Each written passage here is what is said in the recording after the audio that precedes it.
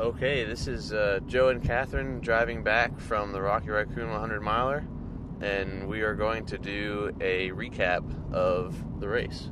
So to get started, lap 1 of the race, got off to a little bit of a rocky start. No pun intended. Pun intended. It was pun intended. Out of the gate, it was pretty crowded. Everybody kind of vying for position. But it's kind of funny because you're vying for position while doing 12-minute miles. But that's okay. So it took about 3 or 4 miles till I really had kind of room to breathe.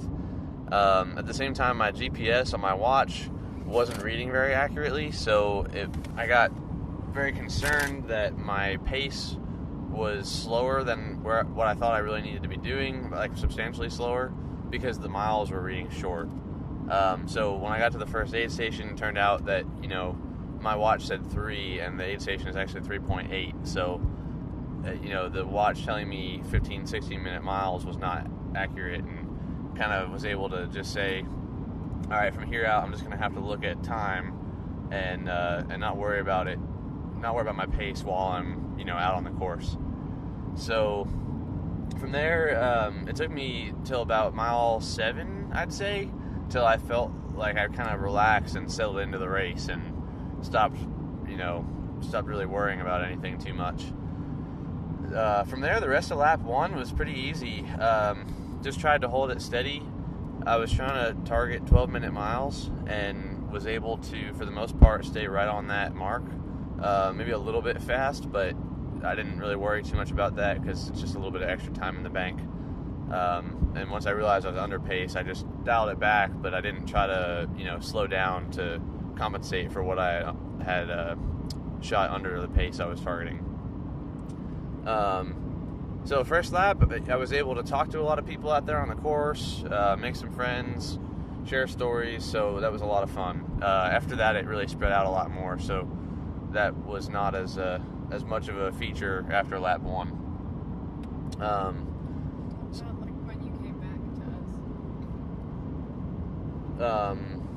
What kind? Talk about when you came back to the start. Oh, okay. So rounding out lap 1, came in, I want to say it was right around 4:40, 4:45 versus my 5-hour target. Came into the start-finish area where we had the crew set up, and at that point I didn't really need anything, and I think I zoomed through and didn't really give anybody a chance to do too much for me. But I was like, you know what, I feel good, I got momentum, I don't want to lose it by sitting here, not making any forward progress, so I'm just going to go. Lap 1, I did just a hand bottle to try to stay light while I could, while it was still cool out, and I didn't need as much water or as much supplies. Lap 2, I loaded up the hydration pack and took off. So lap 2 was just steady, which was really great. It was exactly what I needed to do. I want to say I did almost exactly 5 hours, which was right on my target pace for, maintaining that 12-minute mile pace. Honestly, I don't remember that much from lap 2. I put some headphones on, and I tried to just kind of zone out and just let it flow. So,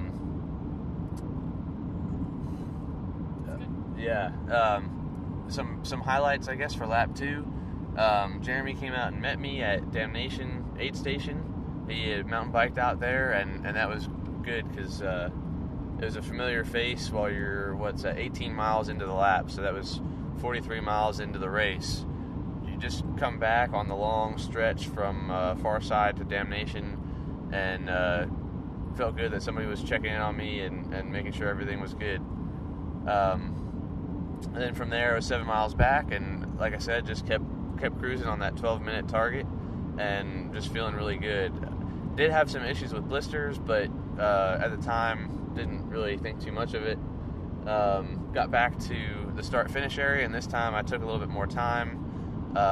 Decided to do a change of shoes, get dry socks, get some Vaseline on my feet where I had some hot spots, and try to get myself prepped to keep on going. So, You're welcome. yeah. So lap 3, headed out with my pacer, Catherine, and we kind of just stayed on that same 12-minute target. The first 12 or so miles wasn't really very eventful. We just kept putting the miles in, trying to stay on that pace. That put me to my longest run ever, because up to this point I'd only ever done 100K. So beyond that first 12 miles, we were forging new territory. Around that time, probably a little bit after, we made it out to Far Side, so that's at mile 64.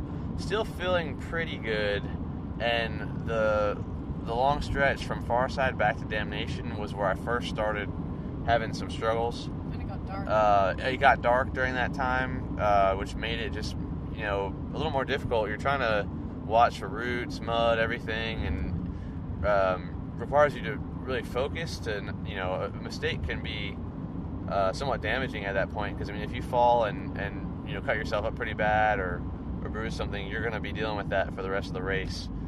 So the stakes are fairly high to make sure you keep your feet under you.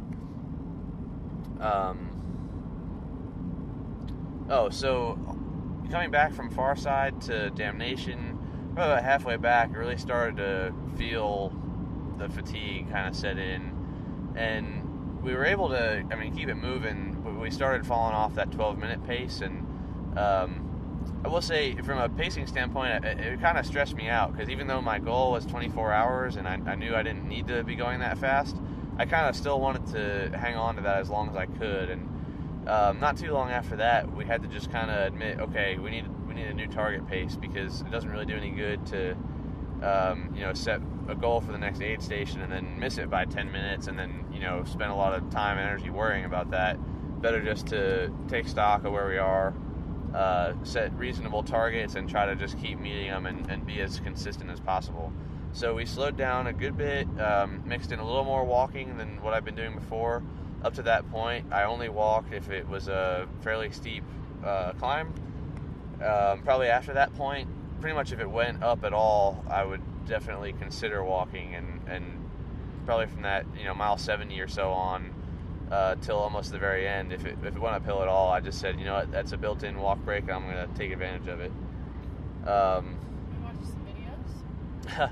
So leaving Damnation aid station on lap 3, we were walking a little bit, and Catherine used that as an opportunity to show me some support videos that had been sent in from all over the country, actually, between friends from college, friends from running, family. So that was a real boost to see that, and I actually got a little bit emotional about it, but it really kind of turned my attitude around. Said, okay, I got all these people behind me, I gotta dig in and give it my all here. And so we, like I said, we kept setting reasonable targets, and we just tried to hold steady all the way back to the start-finish area. Started crushing some ramen. And then, around that time, also decided to start mixing in ramen, and that was a great choice. The noodles, the chicken stock, everything was just like perfect for being out there, getting late, 8, 9, 10 p.m., getting tired, and just kind of getting a little bit of nourishment to keep me going. So we gradually made our way back to the start-finish area. Overall, on that lap, I think I did it in about 5:40, I think so. which is not very far off of my target pace. And so I still felt like, I'm slowing down, but that's to be expected, but I still feel in control, and we're going to keep doing this thing. So got back, and at that point, my blister situation was really starting to get a little bit ahead of me, and so we decided to change shoes, change socks again. Went with a more cushioned shoe. I switched over to my Hokas to try to get some of the impact off of my legs, and try to reset and not take any of the blisters, pain, fatigue, and everything that I had up to that point. Try to leave that behind and start fresh on lap 4. Got rid of the pack on lap 4. Tried to cut my weight a little bit and not take more than I needed. So I switched over to just a hand bottle and a belt bottle, which turned out to be definitely the right decision. At that point, my shoulders and back were getting really just fatigued from carrying that weight. And the whole fourth lap, I never ran out of water. So the amount of water capacity I had was totally appropriate for the aid station spacing. So we set out on lap 4, me and my next pacer, Chris McDermott, and we just tried to just be steady like we were doing. And pretty much, I realized I was continuing to slow down a little bit, but that was okay. At that point, my goal became get to far side. From far side, it's only 11 miles to the finish. So pretty much starting with that back stretch from far side back to damnation, I would just start to try to give it what I had, because I didn't want to, start pushing through the pain early and then really set yourself up for failure later when you have nothing left because you already used it. So the goal was get to those last 10, 11 miles, and then start to put it all out on the table, because there's no point in saving it after that. So coming back from far side to damnation, I told Chris, from here, if it's runnable, we got to run it. So even if we can't stay running, we got to at least start. As soon as we hit a runnable patch, try to build some momentum and just see what we can do. And we used that as our strategy pretty much the whole way back to Nature Center. And then from Nature Center to the finish is just under 4 miles. So this whole time I'm trying to kind of project, my target pace has pretty much moved from a 12-minute mile early in the day to a 17-minute mile. And I just kept telling myself, okay, if I just hold on to these 17-minute miles that we're doing, then I can come in under 23. So that kind of became my goal, to get back and try to beat that time. So we stayed right on that 17-minute mark, and then coming from Nature Center back to the start-finish, I tried to really just minimize the walking and see what we could do. So probably with about a mile and a half to go, I said, okay, no more walking. We just got to do it. There's no reason to save anything at this point. Time to just go. So we started jogging, and then coming back, as you get close, probably a little over a half mile out, you start to see lights on the boathouse that is kind of adjacent to the start-finish area, and that's when I knew, okay, it's time. We're almost there. I got the rush of adrenaline, and I didn't feel anything. I didn't feel tired legs, blisters, anything. I just wanted to run. So we started picking up the pace, and just pushing that final half-mile surge to bring it home, and wound up running probably a little too fast. Probably how fast I went on the finish means I probably should have ran faster on the rest of the race, but really enjoyed making like a final sprint. It's great because you come into the kind of the final corral there, and there's people on all sides cheering, and making that final sprint home was just a really, really fulfilling experience. We were all chasing you. I had my whole crew chasing me, trying to keep up as I came in across the finish line. So I was able to thankfully end it on a really high note. I didn't have to drag myself across the line. I had just enough left in the tank to bring it home with some energy and enthusiasm, and make a finish that I could be proud of. So all that, all 4 laps added up, my finishing time was 22:47:57. So an hour and 13 minutes under my goal, and overall a success.